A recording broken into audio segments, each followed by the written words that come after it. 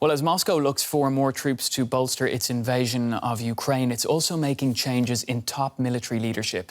Russia's defense ministry says it has removed the deputy defense minister from his post. Meanwhile, in 4 Russian-controlled regions of Ukraine, separatist leaders are holding so-called referendums on whether or not to join Russia. They're illegal under international and Ukrainian laws, and no independent observers are present. Reports say teams are travelling door-to-door to force residents to take part. Driving away from the Russian-occupied area of the Zaporizhia region. These people want no part in the so-called referendums. I have a head on my shoulders. I have my own common sense. I was born in Ukraine. Why would I want to change that? We're leaving because of the referendum. No one wants to stay there under such circumstances. Many fear being forced into the Russian army if the hastily organized polls end as expected in a yes vote. With voting taking place door-to-door and without secrecy in many areas, like here in Donetsk, observers warn that a result in favor of annexation is a foregone conclusion. Ukraine's President Zelensky has slammed the votes. The world will react absolutely justly to the sham referendums. They'll be unequivocally condemned, like the criminal mobilization that the occupiers are currently trying to carry out in Crimea and other parts of Ukraine, which they still control. In the Ukrainian-controlled city of Zaporizhia, people were also angry. The referendum is a violation of international law. It's illegal. We hear that people in the occupied areas are forced to vote at gunpoint. It's just ridiculous. It makes no sense. With voting set to continue until Tuesday, it seems likely that these people won't be the last to vote with their feet. Well, I'm joined now from the Ukrainian capital by Olga Ivazovska. She's from the civil network Opora, which conducts independent election observation and parliamentary oversight in Ukraine. Welcome to DW. So Moscow is determined to get the results it wants from these referendums. What does this actually mean, though, for Ukrainians in the occupied regions? Because we're hearing reports of people being forced to vote. Yeah, first of all, I want to highlight this act doesn't have any connection with real referendum or real voting. That's why we call it pseudo-referendum or fake referendum.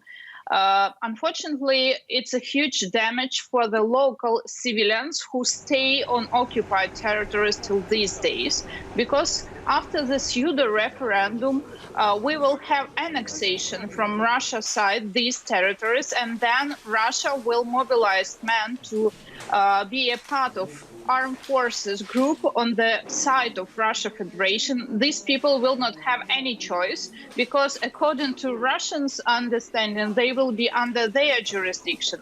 Then I believe that the next stage of the problem, it will be like power and pressure on passportization process, because Russia needs more their citizens on occupied territories, and this is one of the tools to have as much jurisdiction as it possible. And then, unfortunately, we see that Russia is going to terrorize whole Europe and Ukraine with nuclear weapon, because according to their military doctrine, it's possible to use military weapon if someone will attack Russia's territory. That's why now we are watching a new stage of war, when Russia decided to block some small gaps or some small perspective in a future negotiation, because it's impossible just to back these territories under Ukrainian jurisdiction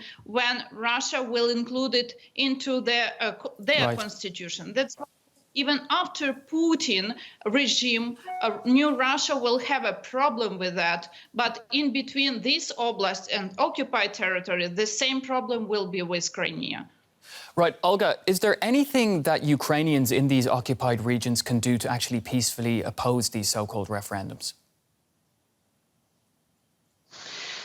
they have to leave the territories, especially men, if there is any opportunity to leave the territories, because after the annexation it will be a huge damage for population.